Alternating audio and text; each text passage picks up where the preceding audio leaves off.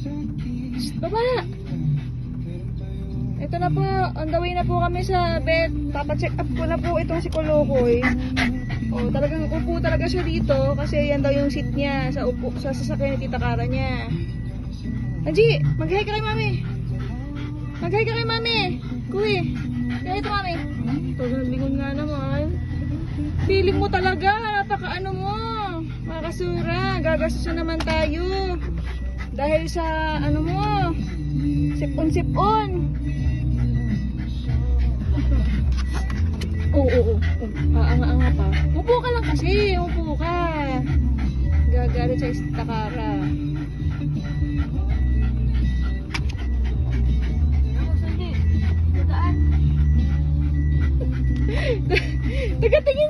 Tingin nga naman siya. Oh. Meron ba? Meron? Oh, meron daw, meron. Tiik ka tuloy. Tanga mo.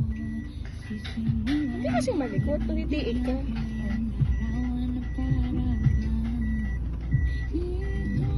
Tiik siya eh. Oh. Huwag ka lang malikot. Dito ka lang. Oh.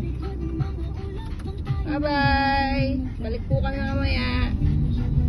Si kuya ko na naka-aircon. Para kami makatakas. Sit ikaw.